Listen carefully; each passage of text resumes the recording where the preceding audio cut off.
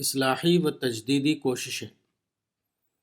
دور جدید اور اس کے مقابلے میں اسلام کے مسئلے کا آغاز 16ویں صدی عیسوی میں ہوتا ہے، جبکہ پرتگالیوں نے یورپ اور ہندوستان کے درمیان سمندری راستہ دریافت کر کے بحر ہند اور بحر عرب پر قبضہ کر لیا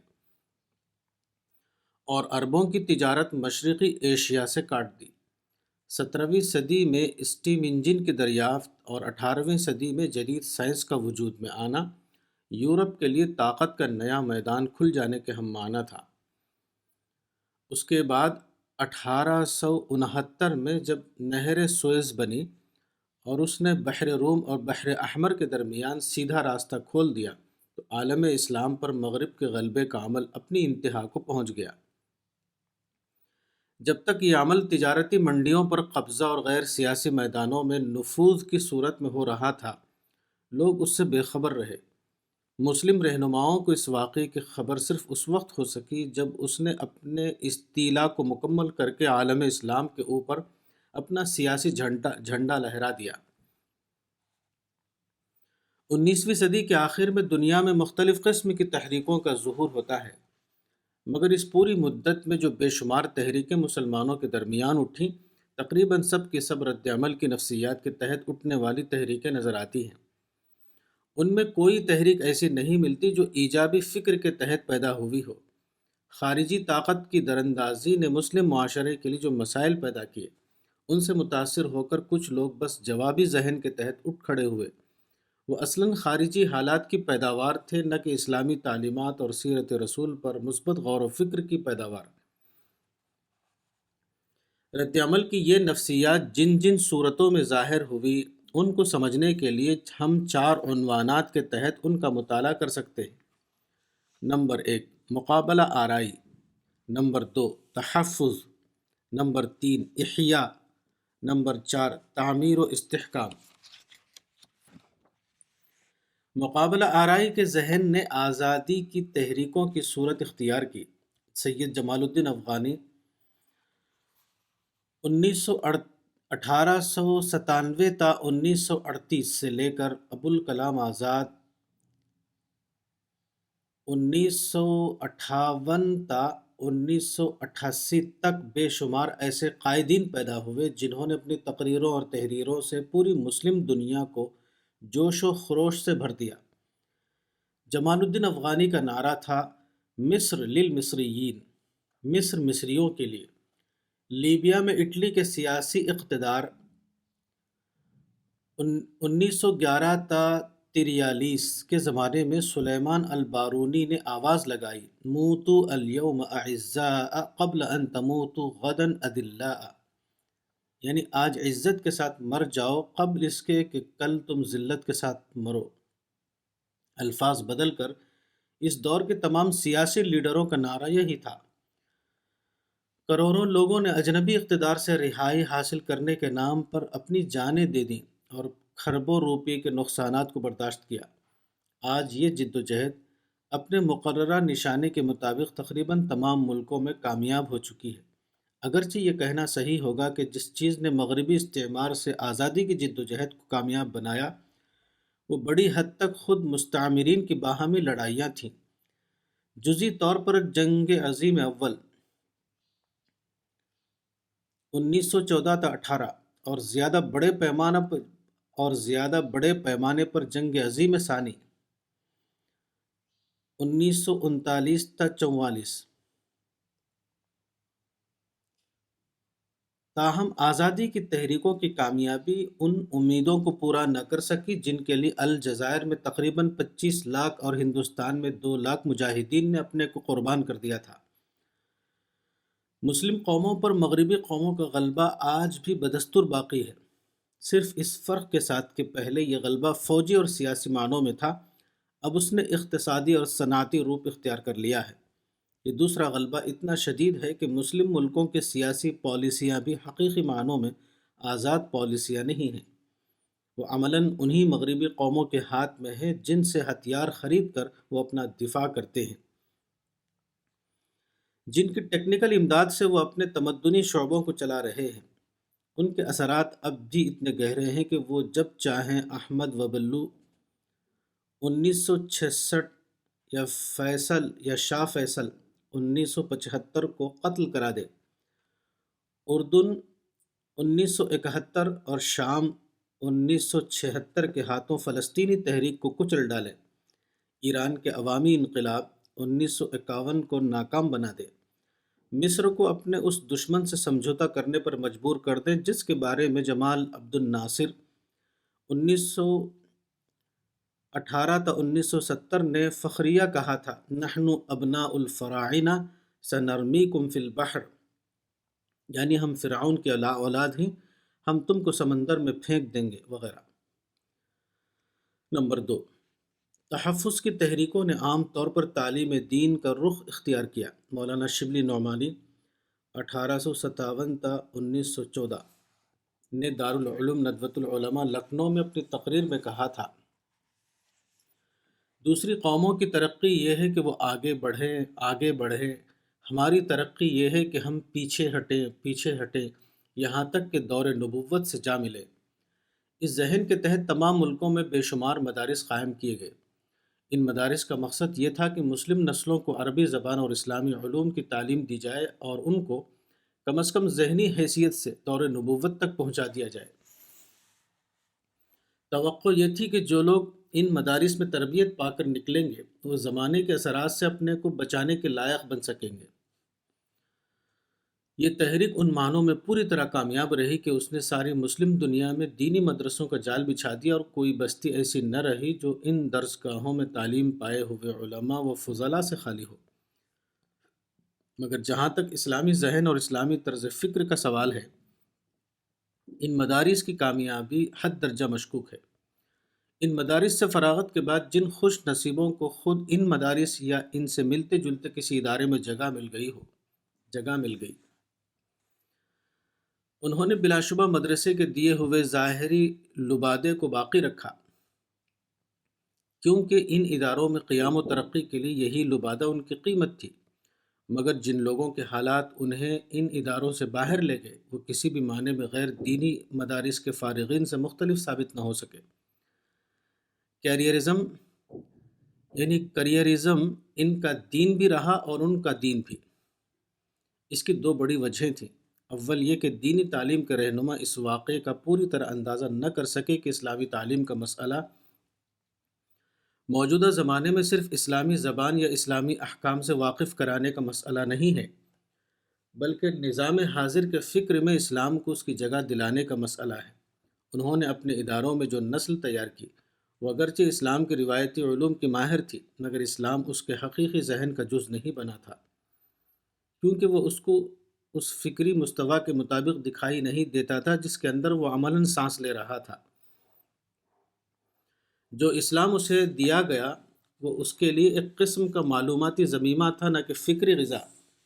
ظاہر ہے کہ عالمی افکار کے سیلاب میں کوئی شخص اس قسم کے ذہنی ضمیمے کو دیر تک باقی نہیں رکھ سکتا۔ دوسرے یہ کہ جدید تبدیلیوں نے مروجہ دینی تعلیم کا رشتہ اقتصادیات سے کاٹ دیا تھا، اور یہ ایک تاریخی حقیقت ہے کہ کوئی تعلیمی نظام جو اقتصادی بنیادوں سے محروم ہو زندگی کے نظام میں مؤثر مقام حاصل نہیں کر سکتا۔ نمبر 3، احیاء کی تحریکوں سے میری مراد وہ تحریکیں ہیں جو اسلامی نظام کے قیام کا مقصد لے کر اٹھیں۔ انڈونیشیا کی معشومی پارٹی، مصر کی الاخوان المسلمون، پاکستان کی جماعت اسلامی اس کی مثالیں ہیں۔ ان تحریکوں کا کہنا تھا کہ موجودہ زمانے میں مسلمانوں کو جتنے مسائل پیش آ رہے ہیں وہ صرف اس لیے ہے کہ اسلامی قانون کی حکومت زمین پر قائم نہیں ہے۔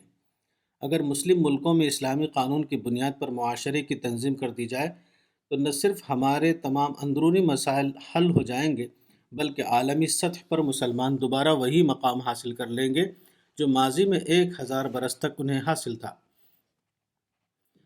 ان تحریکوں نے اسلام کی تعلیمات کو جس طرح سیاسی اصطلاحوں میں بیان کیا وہ خاص طور پر موجودہ صدی کے نصف اول کے ماحول میں بہت سے مسلمانوں کو اسلام کے حق میں وقت کا بہترین قصیدہ معلوم ہوا۔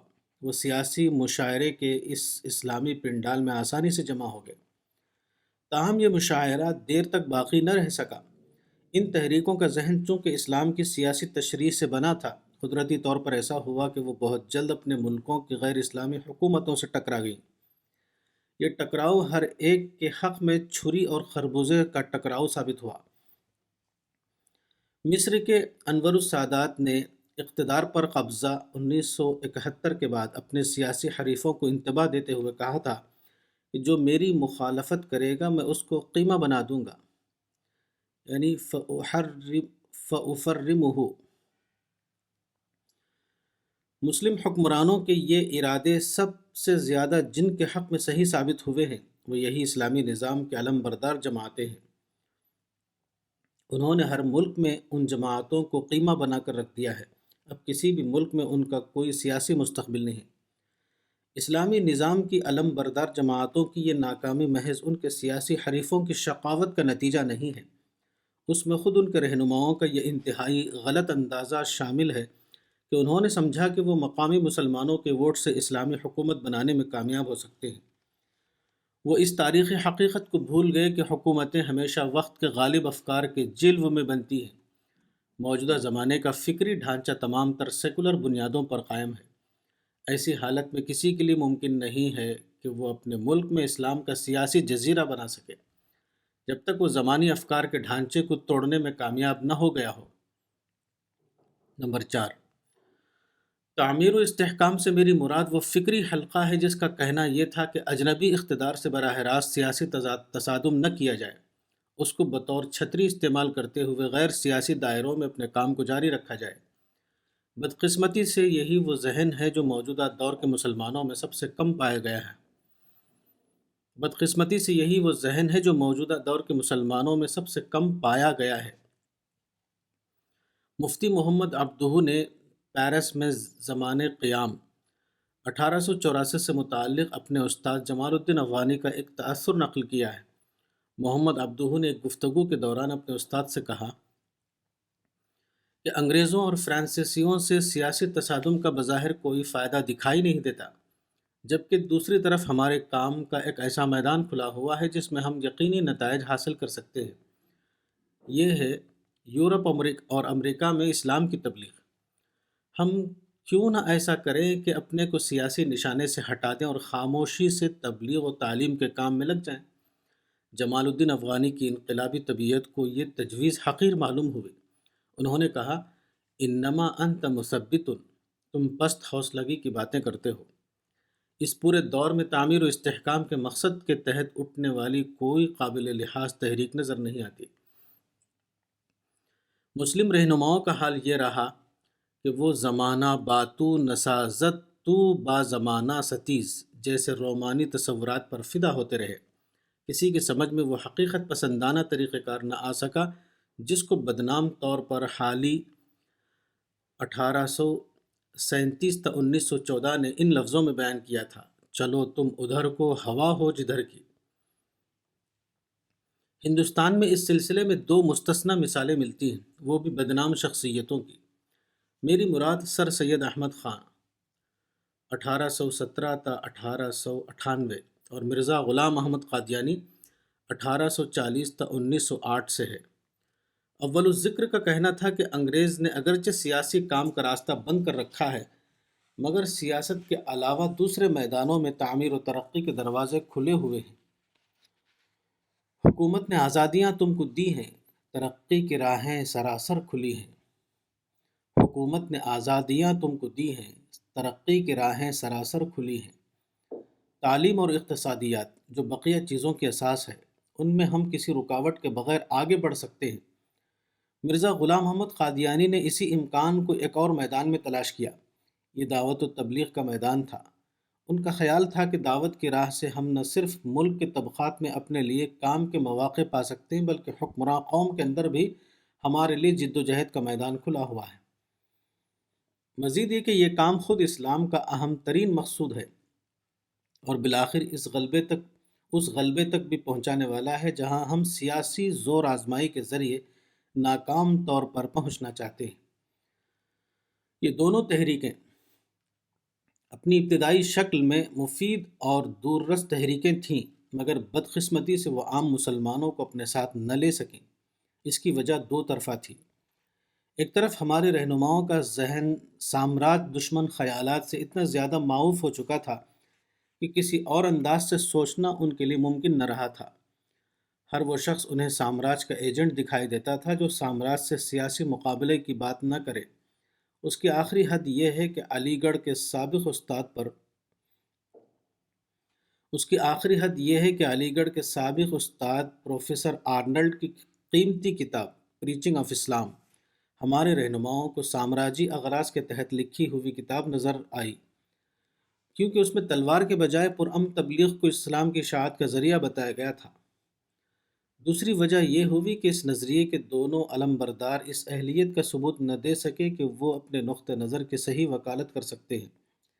سر سید احمد خان نے اپنے موقف کی حمایت کے لیے یہ نادانی کی کہ قرآن کو 19ویں صدی کے مغربی افکار پر ڈھالنا شروع کر دیا۔ ان کے اخلاص کے ثبوت کے لیے یہ کافی ہے کہ انہوں نے تہذیب الاخلاق کو اپنے ذاتی فکر کا نمائندہ قرار دے کر اس کو علی گڑھ کالج سے علیحدہ رکھنے کی کوشش کی، مگر یہ تقسیم عملی طور پر ممکن نہ ہو سکی، اور ایک صحیح کام کے لیے غلط استدلال نے ان کے مشن کو لوگوں کی نظر میں مشتبہ بنا دیا۔ اسی قسم کی غلطی شدید تر شکل میں مرزا غلام احمد قادیانی نے کی۔ انہوں نے اپنے کام کا آغاز کیا تو یہ وہ وقت تھا جب کہ سارے مسلم رہنما انگریز کے خلاف جہاد حریت میں مصروف تھے۔ ان پرجوش مجاہدین کو محسوس ہوا کہ قادیانی مشن مسلمانوں کو مقدس جہاد کے محاذ سے ہٹا کر پرامن تبلیغ کے میدان میں لگا دینا چاہتا ہے۔ مرزا صاحب نے اس کے جواب میں کہا کہ جہاد یعنی بیمانِ سیاسی مقابلہ کوئی مستقل شرعی حکم نہیں ہے، وہ صرف دفاعی ضرورت کے لیے مقرر کیا گیا ہے۔ مگر ہمارے مجاہدین حریت کے لیے یہ جواب تشفی بخش ثابت نہ ہو سکا۔ انہوں نے فتویٰ دیا کہ مرزا غلام محمد قادیانی انگریزوں کا ایجنٹ ہے۔ اب مرزا صاحب نے ایک اور قدم بڑھایا۔ انہوں نے اپنی بات کو مستند ثابت کرنے کے لیے کہنا شروع کیا کہ ان پر وحی آتی ہے اور وہ جو کچھ بولتے ہیں خدا کی طرف سے بولتے ہیں۔ یہ دعویٰ اپنی تمام تر غلطی کے باوجود قدیم زمانے میں انوکھا نہ تھا، کیونکہ ہمارے بہت سے بزرگ، مثال کے طور پر شاہ ولی اللہ 1703 تا 1762 بھی الہمنی ربی یعنی میرے رب نے مجھ کو الہام کیا جیسے زبان میں کلام کرتے ہیں۔ تاہم مرزا صاحب کی غلطی میں مزید شناعت اس لیے پیدا ہو گئی کہ انہوں نے صاف لفظوں میں اپنے رسول اللہ ہونے کا دعویٰ کر دیا، جو ختم نبوت کے بعد اجتماعی طور پر کفر کو مستلزم ہے۔ اجتماعی طور پر کفر کو مستلزم ہے۔ ان چیزوں کا نتیجہ یہ ہوا کہ دو فریقوں کے درمیان جو گفتگو حالات کے لحاظ سے اسلامی عمل کی منصوبہ بندی کے عنوان پر ہونی چاہیے تھی، وہ قرآن کی تفسیر جدید اور نبوت محمدی کے بعد دوسری نبوت جیسے مسائل پر مرکوز ہو گئی۔ آغاز میں اگر سر سید احمد خان اور مرزا غلام احمد قادیانی کے مخالفین غلطی پر تھے، تو آخر میں سر سید اور مرزا قادیانی شدید تر غلطیوں کا شکار ہو گئے، اور ملت کے حصے میں کفر و فسق کے فتووں کے سوا اور کچھ نہ آیا۔ مسلم یونیورسٹی علی گڑھ کے زیر اہتمام 22 تا 25 جنوری 1977 کو ایک سیمینار ہوا۔ عنوان تھا اسلام ایک تغیر پذیر دنیا میں۔ یہ مقالہ اس موقع پر 25 جنوری کی نشست میں پڑھا گیا۔ کتاب تجدید دین مولانا وحید الدین خان، صفحہ نمبر 63۔